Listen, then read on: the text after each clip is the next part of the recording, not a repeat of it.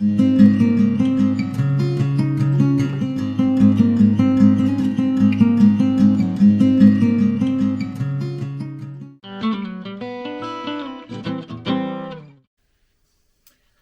and welcome back to LDF-Designs.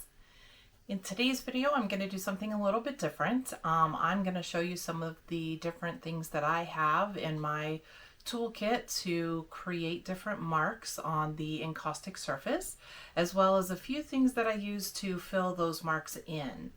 You'll have to excuse me, I don't do in front of the camera very often, and so hopefully I will be able to handle that okay. And just so you know, if I'm looking down a lot or looking over here in this direction, that's where I have my controls for the camera. So it may look like I'm not paying attention to you as like I should be, but just working the camera there. So let's get started. So the first thing I wanted to talk about was different things that you can have around your house or items that you might find that you can use to make marks. I have used things like the inside of this is from tape actually, but if you lay this down, you can draw around on the inside or the outside onto the surface and then make your mark with it. You can use just about anything. I've used the caps off of things. This happens to be off of the top of an R&F pigment stick container. Like I said, any kind of circle from paper towel tubing or maybe even toilet paper tubing. This was from some tape, like I said. I have lids. This is the cap off of, I don't even know, probably a small squirt bottle or spray bottle of some sort. So anything that you can find that you have laying around the house. I like circles, obviously. This is just a brass metal piece that I can use to either push right into the wax, or I can use it to, again, take a incising tool and make the mark with that. So those are some fun things that I've used. Just about anything that you have around will work. I've brought up on some of my other videos, I really love the pizza cutter tool. You can usually go to your local dollar store and pick one up pretty inexpensively there. But once you use these, you don't want to put them back into your kitchen. But these are great because it leaves a continuous mark and it's a nice thin mark. So you could go just about any way that you want to go with these on your surface to create marks with that. Sometimes I will take just a screw. This has some ribbing on it, and when you lay it down, you can roll it across the surface and it'll create kind of these parallel lines. This one you have to make sure that the wax is a little bit cooler because it will get, as you could see, I don't know how well you could see, but the wax will get caught in those grooves in there. Sometimes it'll pull up more than what you want. Takes a little bit of practice to use something like that. I also have some little pieces of just wire. You can kind of put those in any kind of shape that you want. If you have some bendable wire and create these shapes, you push that down into the surface. And then again, once you pull that out, you can fill that in. I think I used this just on my most recent video, actually, on that piece that I had done. Another great buy that you can get, again, at your local dollar store or flea market, you can buy these in multiple packs. You can get 2 or 3, sometimes 5 in a pack. And they are great for just kind of pushing into the surface and rolling it around like this, or however you want to do. But it will leave just, it gives the surface a little bit more of a textured, and then also it kind of grunges it up a little when you add your paint in. But it's another fun thing to use. Once I use them a few times across, then I usually will get rid of them to get something new. Cookie cutters are another thing that you can use. And I have some square ones also. So you can get, I got a set of these different size squares, so they come in handy also. All right, and then the other thing that I always say to look for when you're out and about at the flea markets is any kind of these old pasta tools. These, as you can see, this one's got a very small, makes a little dot surface. This one's a little bit thicker. It has a tendency to want to pull the wax up often, but it makes a different kind of mark. So any kind of a roller tool that they use, usually they use these for in pasta making. Those are a great asset to have in your toolkit. One of my most favorite things that I use almost on every piece is I have one of these dental picks. They can be kind of dangerous, so be warned. They are extremely sharp and pokey, but these are fantastic for all kinds of things. You can pull things up off the surface. You can do really thin writing with them. Again, I will use these often. If I lay this onto the surface, then I will stick this in here to make the line to trace the path of it. Highly recommend those. Another thing you can get inexpensively are these, I really don't know what exactly they're called. A square notch it says. But obviously it's got all of these different serrated sides. And these are also great with oil and cold wax or with acrylic paints. You can make some neat shapes with those. But sometimes I like to just push them into the surface. Again, you can create some different kind of texture and looks with that, depending on how random you want to work that or how many times you want to push it in there. These are another kind of inexpensive, great tool to have. I know that I have used these a lot just recently, and so any of you who have been watching my videos, I stumbled across a palette with a huge box full of these sponge rollers, and they had these for, I want to say, $1 or something like that. They were really, really inexpensive, and so I went ahead and picked a bunch of them up. I don't know how well you could see this one because it's got the wax on it, but basically what I've been doing, as you've seen if you have watched some of my previous videos, is I dab this into the hot encaustic and then I push it onto my surface and can kind of create these organic circular shapes. Or if I attach them all together, I can create just a bigger shape that's a lot more organic than I would get if I were using something like this. This obviously is going to make a very definite circle. So I haven't used these as much to roll them this way, but that would be another way to lay down wax and create some different shapes. But these have come in really handy, and I ended up going back and picking up a whole bunch of them. So yeah, those are great, reusable. One of the last kind of things I have around is a straw. These things are really awesome also. Again, you just push these in and you can make very small circles.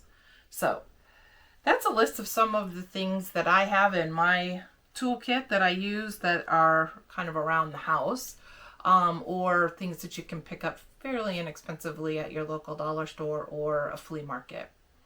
So I highly recommend keeping your eye out for those things if you don't already have them.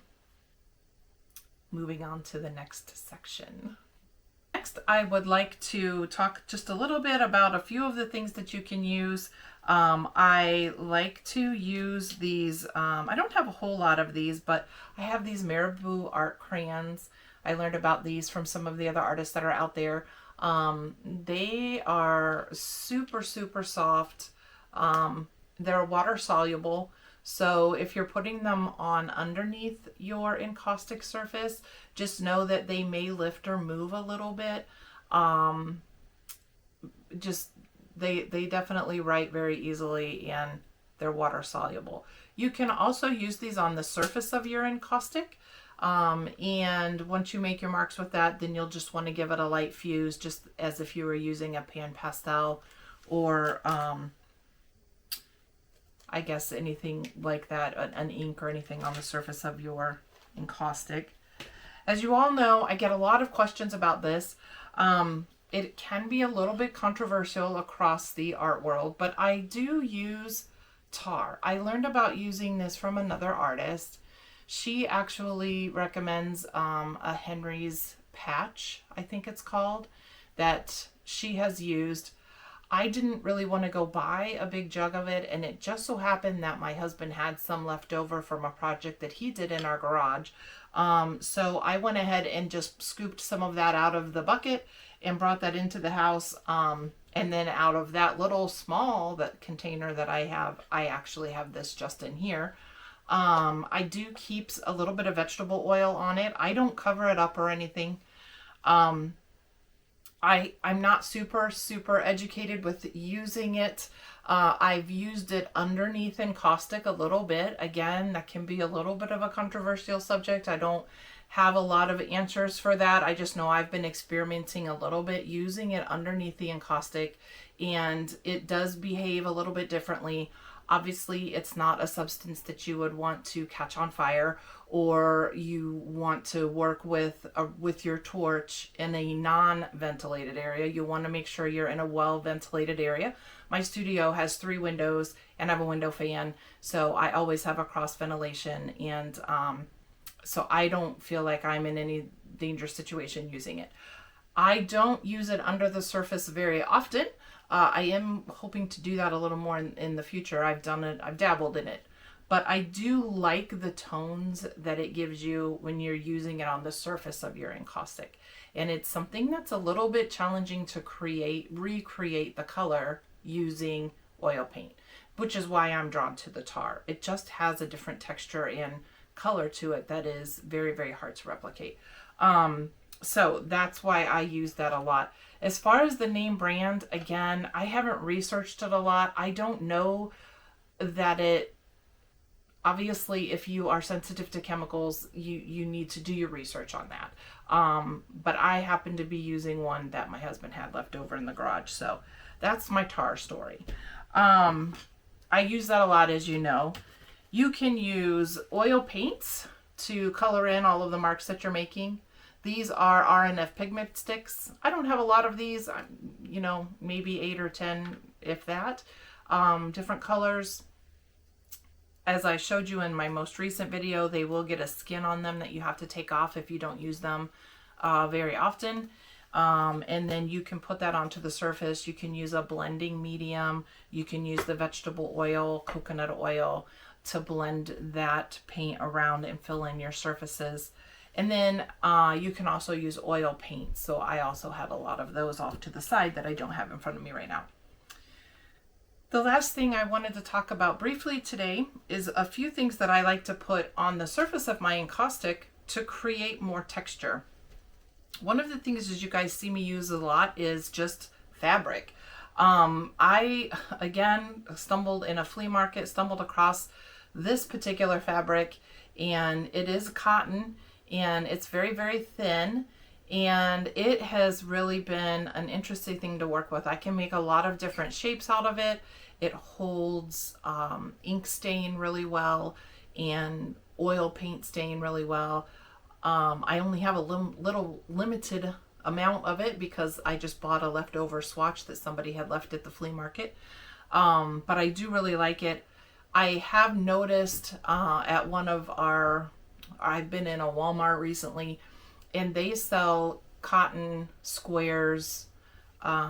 They package them up, 2 or 3 different maybe patterns or colors in a little pack, and you can get those, again, fairly inexpensively.